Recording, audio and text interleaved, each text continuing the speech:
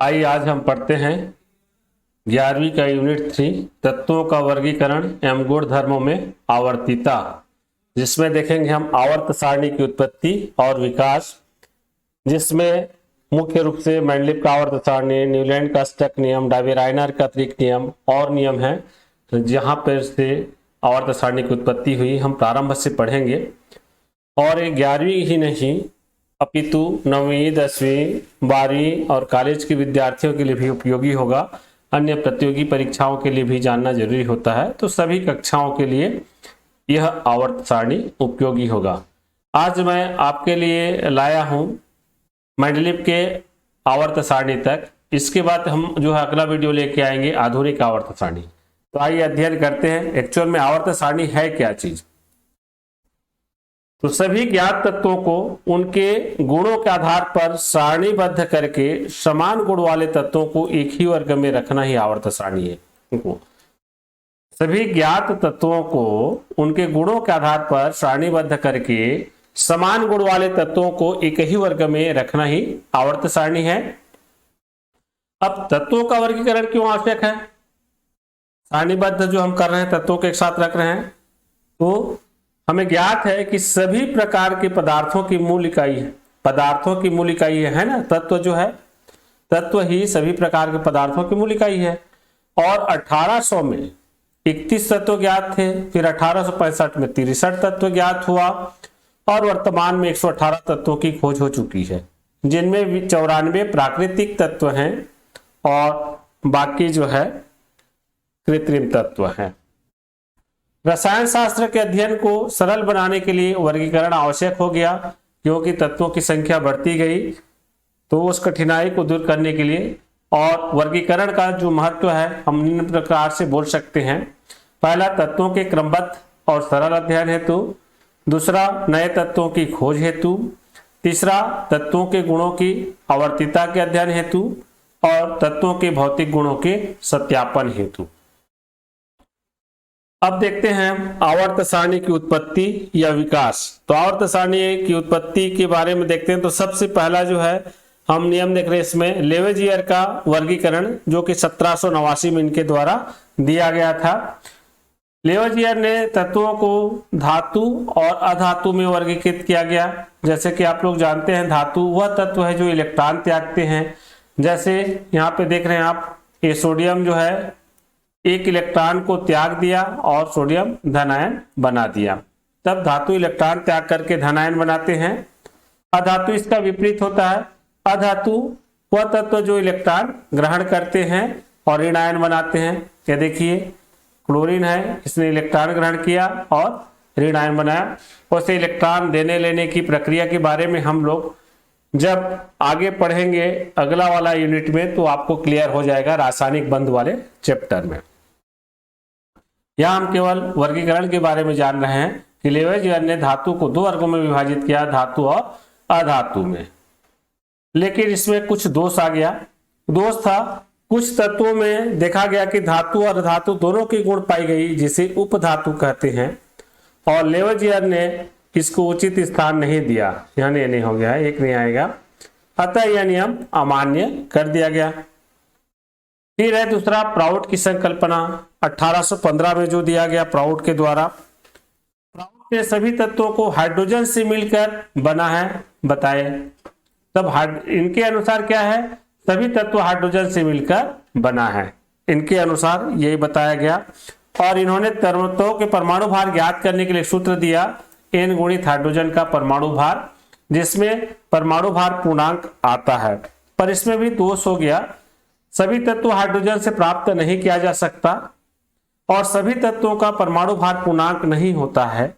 जैसे कि हम देख रहे हैं नीचे, क्लोरीन का 35.5 आ गया और स्ट्रांसियम का 87.5। ये कथा नहीं, ये तथा होगा, तथा।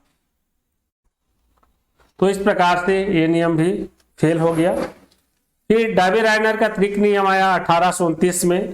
तो डाबी-रायनर के अनुसार समान गुण वाले तत्वों को 3-3 के समूह में व्यवस्थित करने पर बीच के तत्व का परमाणु द्रव्यमान पहले और तीसरे तत्व के परमाणु द्रव्यमान के औसत के बराबर होता है। अर्थात पहले और तीसरे तत्व का जो परमाणु द्रव्यमान का है योग करके औसत निकालते हैं, तो जो आंसर आता है, जो उत्तर आता है, वो बीच वाले तत्व का परमाणु द्रव्यमान होता है।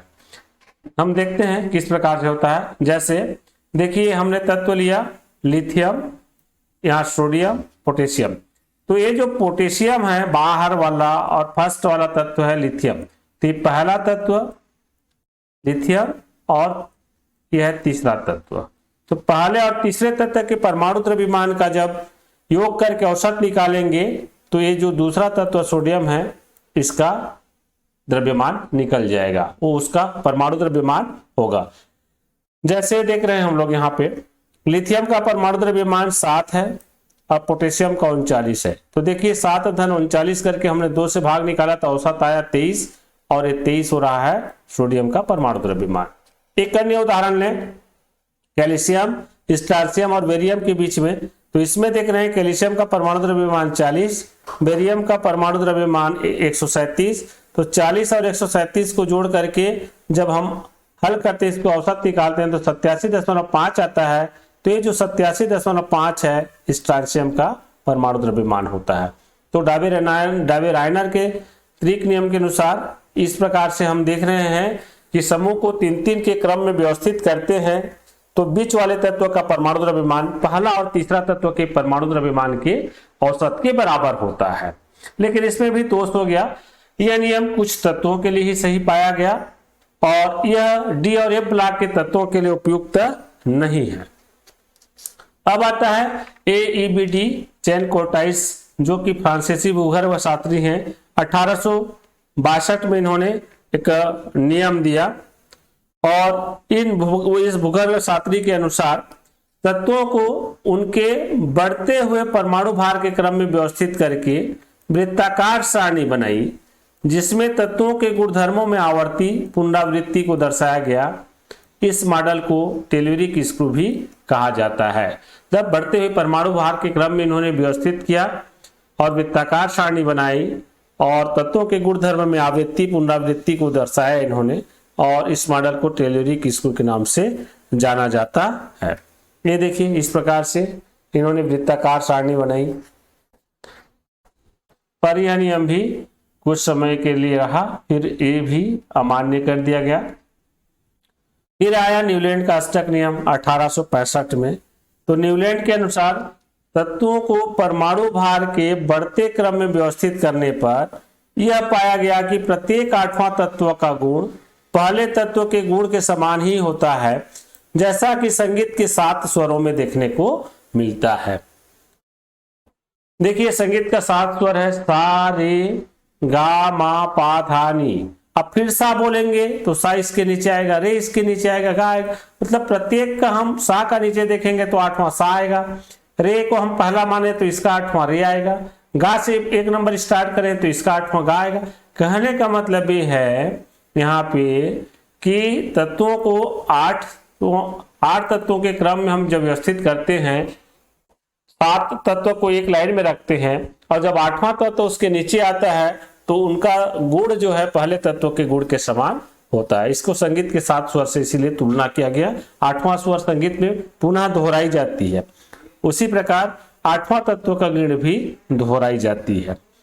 जैसे देख रहे हैं हम लोग lithium, beryllium, boron, carbon, nitrogen, oxygen, fluorine 7 तत्व लिए। अब इनके नीचे जो तत्व आएंगे, इनके नीचे जो भी तत्व आते हैं उनके गुण में समानता आती है। जैसे लिथियम के नीचे सोडियम है, बेरिलियम के नीचे मैग्नीशियम, बोरान के एल्यूमिनियम, कार्बन के नीचे सिलिकॉन, नाइट्रोजन के नीचे फास्फोरस, आर्सेनिक के नीचे सल्फर, फ्लोरीन के नीचे क्लोरीन। इसी प्रकार से सोडियम के नीचे पोटेशियम, मैग्नीशियम के नीचे कैल्शियम।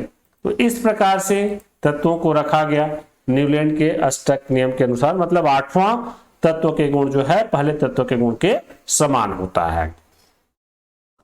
ठीक है, तो इसमें भी कुछ दोष रह गया और वो जैसे पहला यह नियम केवल कैल्शियम तक सही है, कैल्शियम के बाद इस नियम का पालन नहीं होता है वर्तमान में। और डी ब्लॉक तत्वों की उपस्थिति के कारण 8 तत्वों की जगह 18 तत्वों का अंतर आ जाता है।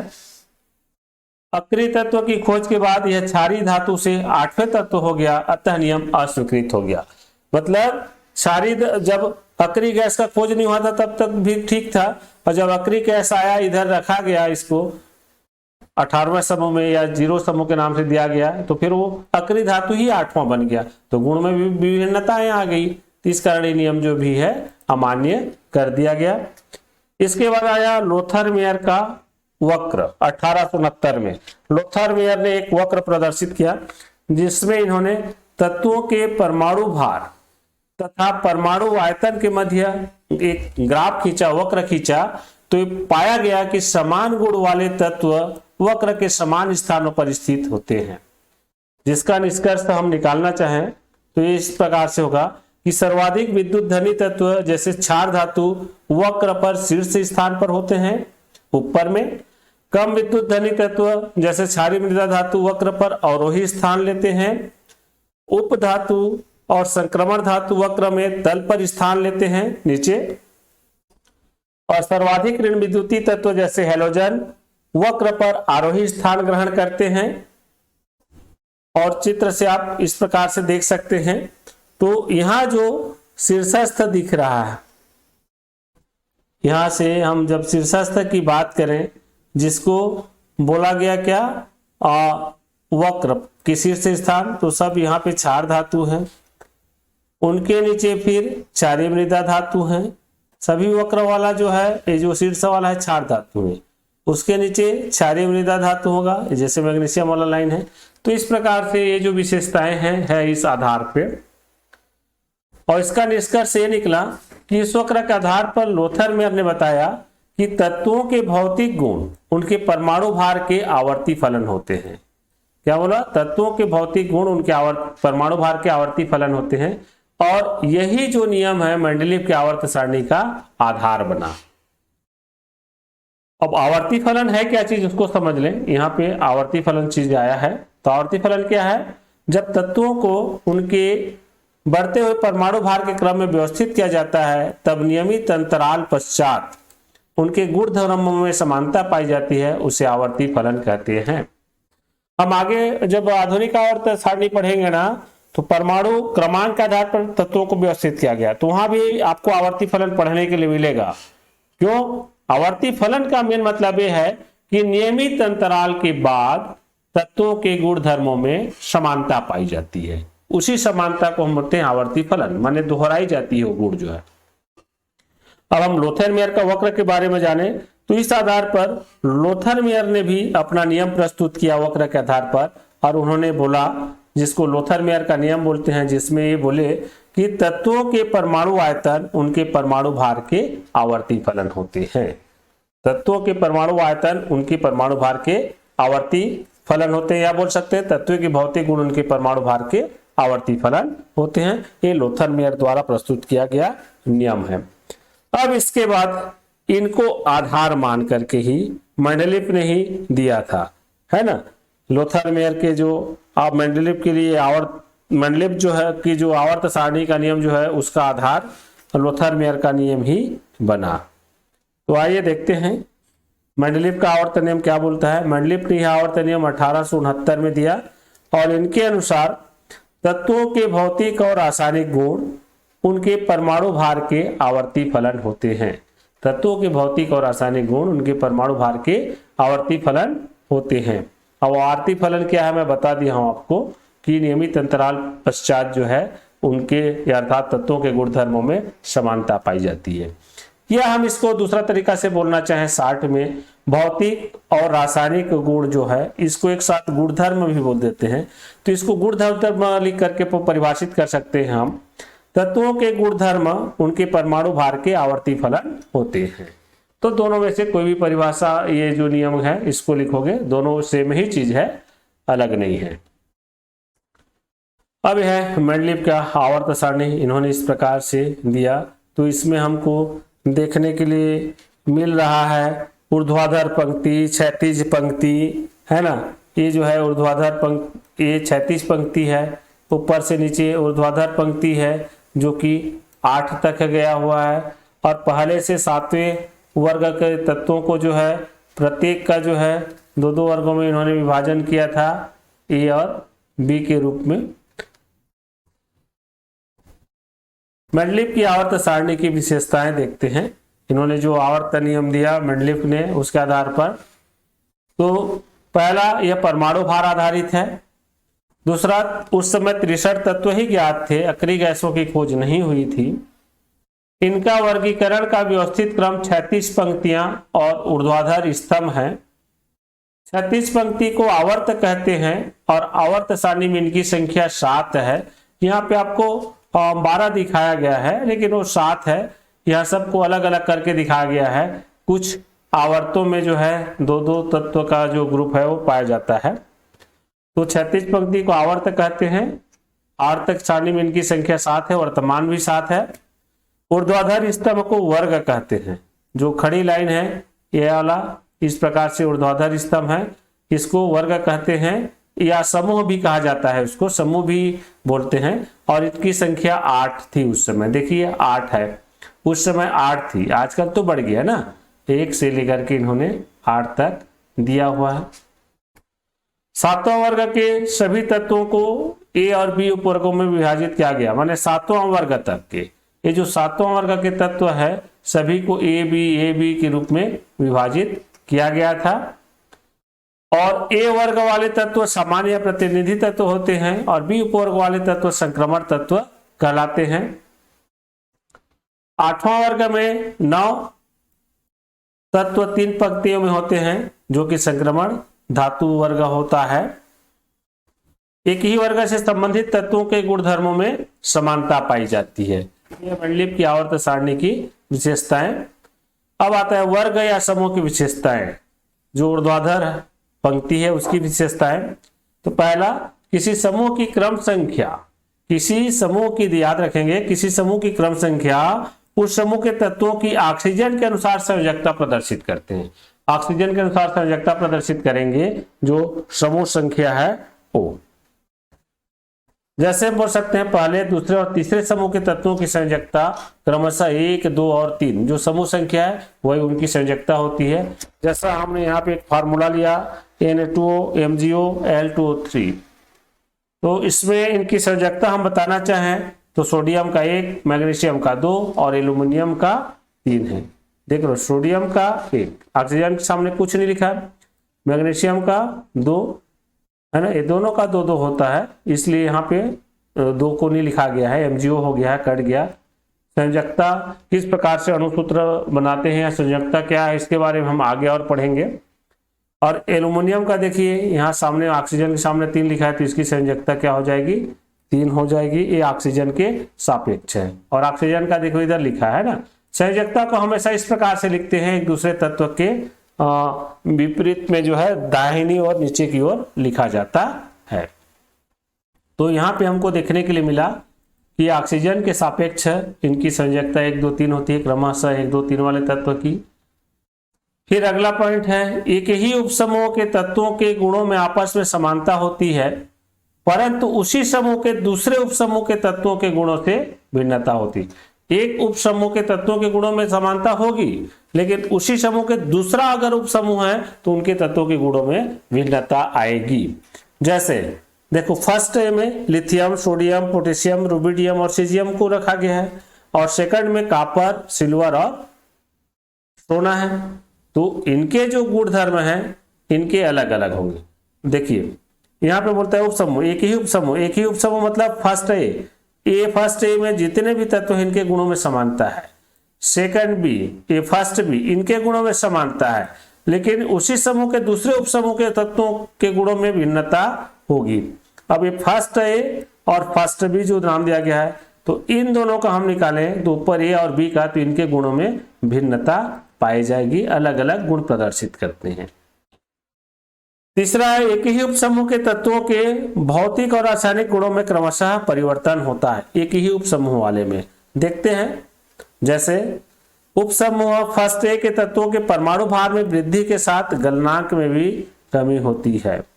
ये गलनांक होगा ना, तो परमाणु भार जैसे जैसे बढ़ेगा, ये फर्स्ट है, ये वाले का हम ले रहे हैं इस प्रकार से, है ना, तो बढ़ेगा ना, तो परमाणु भार की वृद्धि के साथ गलनांक में भी कमी होती है। जैसे देखिए, फर्स्ट ए समूह हमने लिया lithium, sodium, potassium, rubidium, caesium.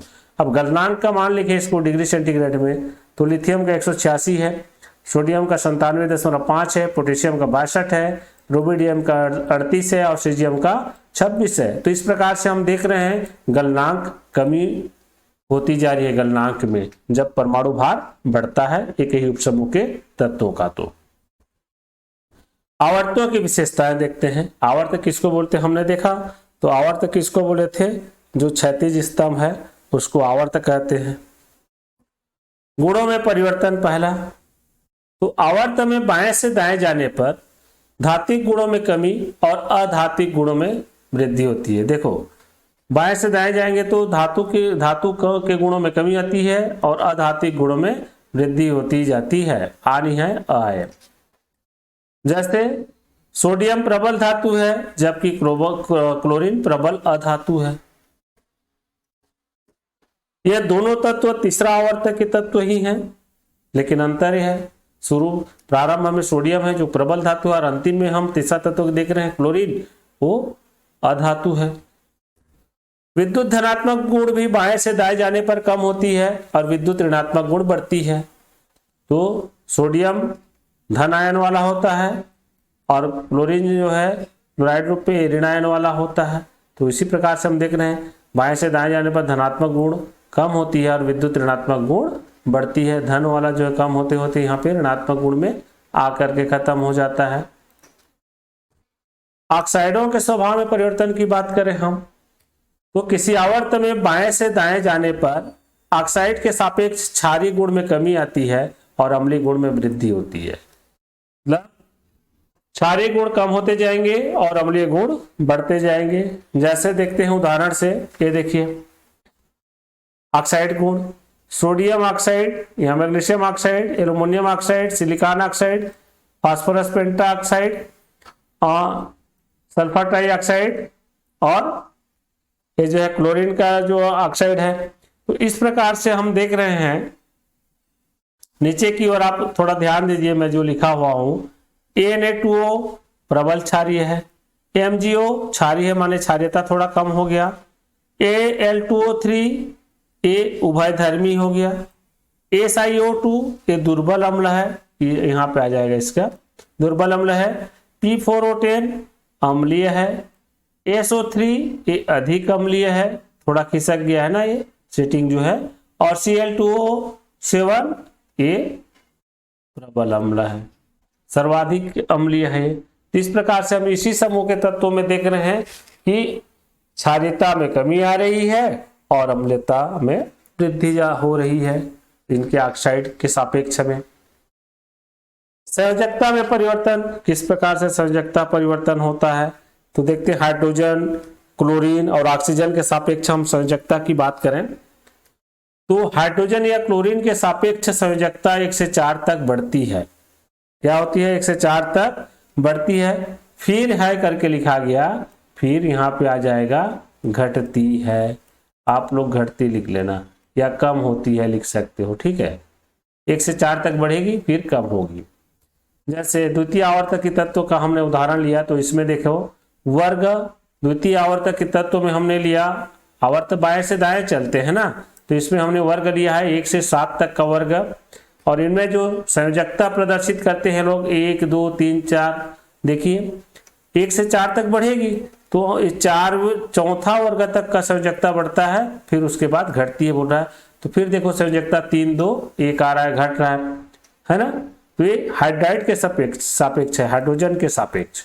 तो लिथियम हाइड्राइड की संयोजकता 1, बेरिलियम वाले हाइड्राइड की 2, बोरान के हाइड्राइड का हो जाएगा 3, कार्बन के हाइड्राइड का हो जाएगा 4, फिर अमोनिया का हाइड्राइड माने नाइट्रोजन के हाइड्राइड जिसको अमोनिया बोलते हैं इसका 3 है ना, और ऑक्सीजन का हाइड्राइड जो कि पानी है इसका 2 हो गया और HF का 1 हो गया। तो इस प्रकार से हम देख रहे हैं क्या हो रहा है, जब बाएं से दाएं जाना है तो हाइड्रोजन के सापेक्ष संयोजकता 1 से 4 तक बढ़ती है फिर घटती है।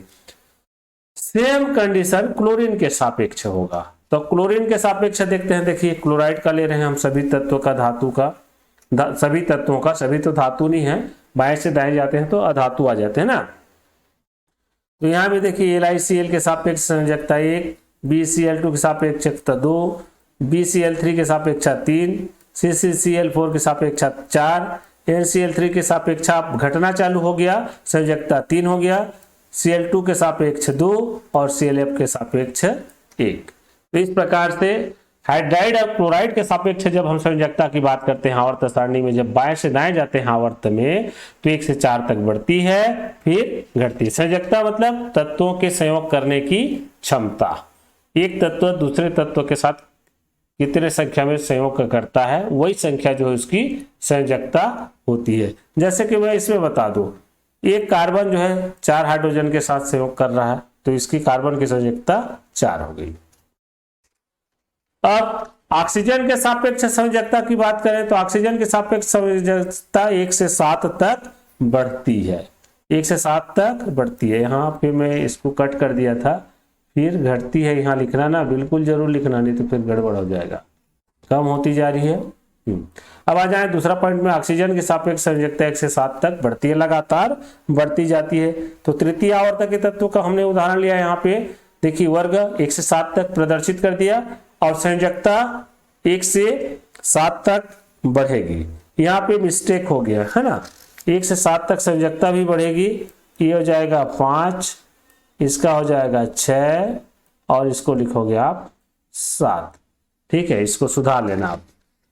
ये देखिए, सोडियम का 1, मैग्नीशियम का 2, एल्युमिनियम का 3, सिलिकॉन का 4, फास्फोरस का 5, सल्फर का 6 और क्लोरीन का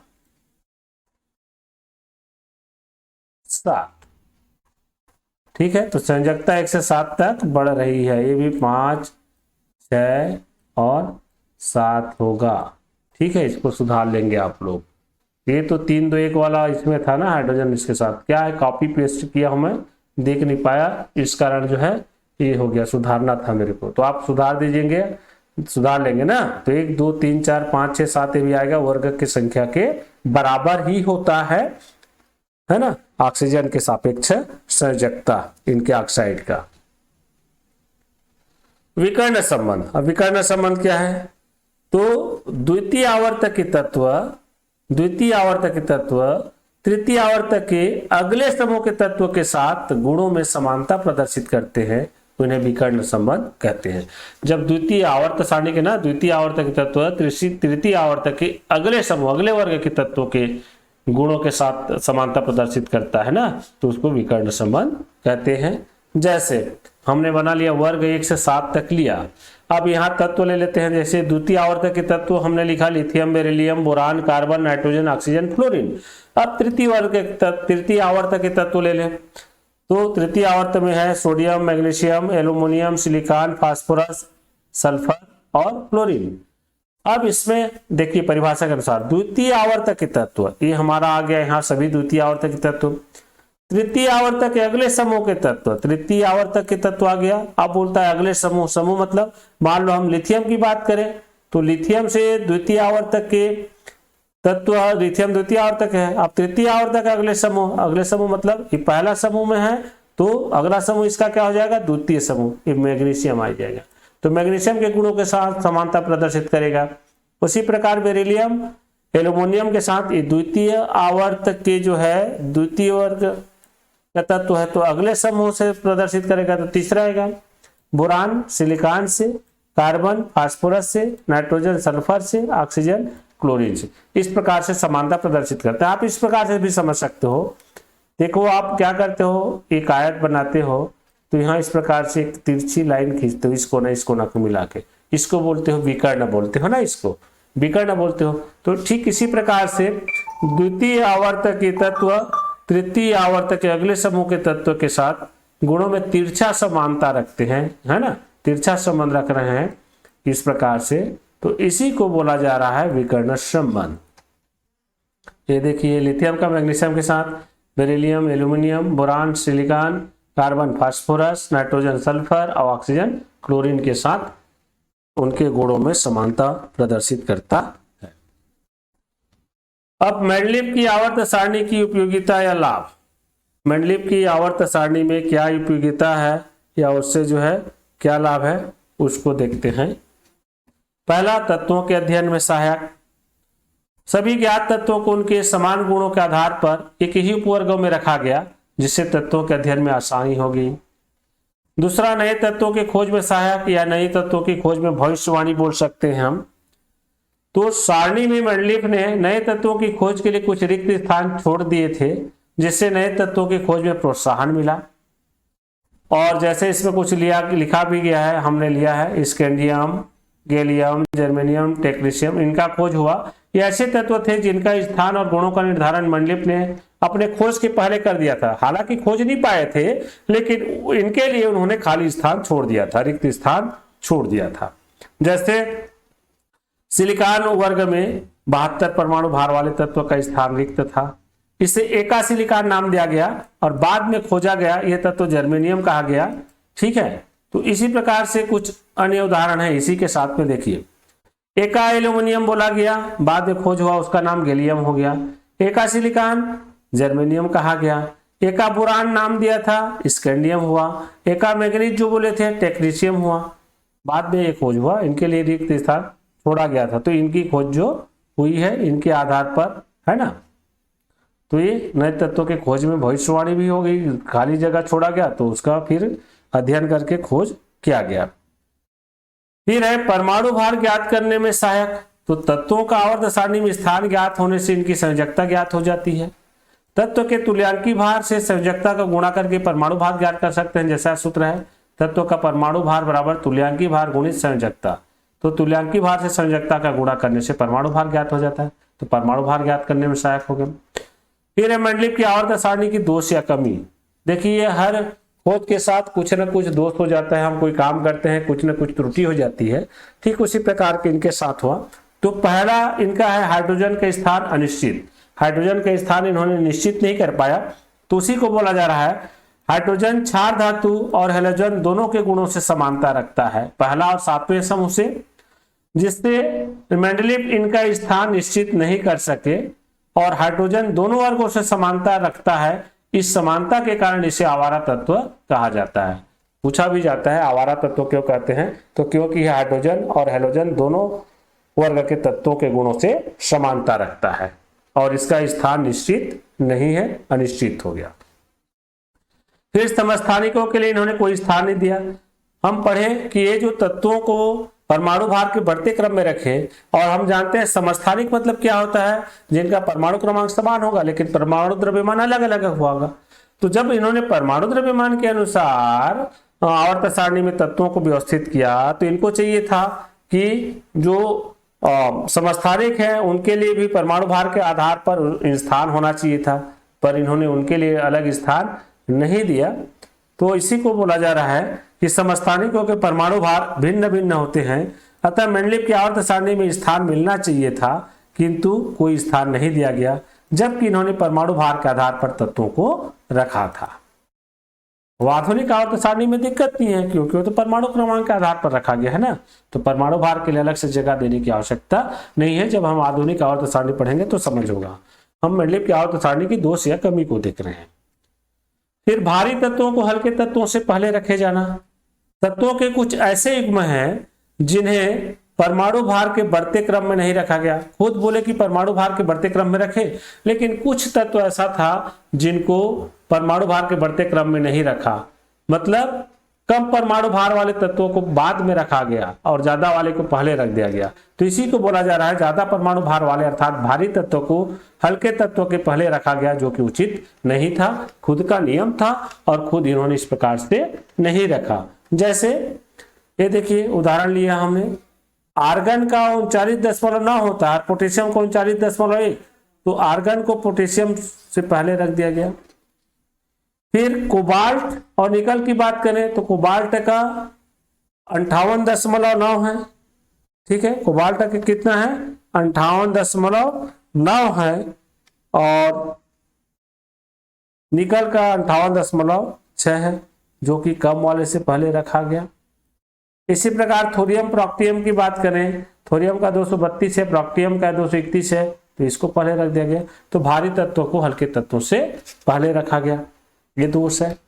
फिर समान गुण वाले तत्वों को अलग अलग वर्गों में रखा जाना।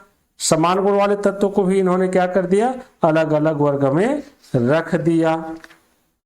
ये देखिए, प्लेटिनम, सोना, कॉपर और मरकरी के गुण समान होते हैं, लेकिन इनको अलग वर्गों में रखा गया। जैसे प्लेटिनम को 8वां समूह में रख दिया गया, जबकि सोना को फर्स्ट बी में रखा गया। इनको एक साथ रखा जाना चाहिए था। फिर आता है असमान गुण वाले तत्वों को एक ही वर्ग में रखा गया। अब जिनके गुण जो है नहीं मिलती थी तत्व, उन तत्वों को एक ही वर्ग में रखा गया। तो ये भी एक दूसरे देखते हैं क्या क्या क्या तत्व थे वो। क्षार धातुओं और सिक्का धातु, देखिए क्षार धातु में आता है lithium, sodium, potassium, rubidium, caesium, francium, और सिक्का धातु आता है कॉपर, सिल्वर और सोना। सिक्का धातु क्यों बोलते हैं? क्योंकि इन धातुओं से जो है सिक्का बनाया जाता है। वो प्रथम वर्ग में रखा गया, जबकि इनके गुण भिन्न होते हैं, अलग होते हैं। देखिए, पहला ग्रुप रखा गया, फिर दो ग्रुप में इसको विभाजित किया गया, फर्स्ट ए फर्स्ट बी। ठीक है, तो फर्स्ट ए में आपको ये जो क्षार धातु को रखा गया, इस लिथियम वाले को, और सेकंड में फर्स्ट बी में ही सिक्का धातु को रखा गया। ये सब सिक्का धातु है ना, कॉपर, सिल्वर और सोना जो है सिक्का धातु किसके बोलते हैं, तो याद रहना चाहिए आपको। पर इसमें देखने के लिए मिला गया कि क्षार धातु अधिक क्रियाशील है, जबकि सिक्का धातुएं कम क्रियाशील हैं। तो अलग अलग गुण हैं, लेकिन एक ही वर्ग में इनको रखा गया, फर्स्ट ग्रुप में ही रख दिया गया। हालांकि उपवर्ग का नाम दिया गया, लेकिन ग्रुप तो एक ही है। और ये जो क्षार धातु हैं, ये फर्स्ट वाले इसको सामान्य तत्व भी बोलते हैं, और फर्स्ट बी वाले को इनको संक्रमण तत्व कहते हैं। फिर है दुर्लभ मृदा तत्व, जैसे लेंथेनाइड और एक्टिनाइड को एक ही स्थान पर रखा गया, और निष्क्रिय गैसों के लिए इन्होंने कोई स्थान नहीं छोड़ा। तो इस प्रकार से मेंडलीव की आवर्त सारणी में जो है दोष पाया गया। इस प्रकार से आज के चैप्टर में हम यहाँ पे मेंडलीव की आवर्त सारणी तक ही पढ़ते हैं। अगला मैं जो आपके लिए वीडियो लेके आऊंगा, और ये समझिए ये नोट्स है, नोट्स के साथ में आपको समझा भी रहा हूं, पर विद्यालय में जैसे समझाते हम लोग डिटेल से उतना नहीं हो पाता। इसमें समय को देखते हुए वीडियो लंबा ना हो करके शार्ट तरीके से बताया जाता है। तो यहाँ पे ये हम बताते हैं कि आप नोट्स कैसे बनाएंगे। तो इस प्रकार से आप जो है नोट्स में लिख सकते हैं और इन शब्दों को समाहित कर सकते हैं। ठीक है, अगला जो हम लेके आएंगे आधुनिक आवर्त सारणी के बारे में, आवर्त वर्ग के बारे में लेके आएंगे। आधुनिक आवर्त सारणी का वर्गीकरण पढ़ेंगे। थैंक्स फॉर वाचिंग, धन्यवाद। और अगला वीडियो आधुनिक आवर्त सारणी होगा, और यूट्यूब में आप जो है इसको लाइक शेयर कर सकते हैं। दोस्तों को भी आप दीजिए, उनको बताइए कि वो भी अच्छे नोट्स बनाए और पढ़ें, और आपस में आप लोग डिस्कस करिए जो भी पढ़ते हैं। तो ठीक है, अगर कोई त्रुटि होता है इसमें तो कमेंट बॉक्स पे लिखिए, ताकि हम उसको सुधार कर लें और आप लोग भी सुधार के पढ़ें। जो मेरे को कुछ त्रुटि दिखा जाए उसको भी कुछ सुधारा हूं मैं, आप उसको भी सुधार कर लेंगे। धन्यवाद।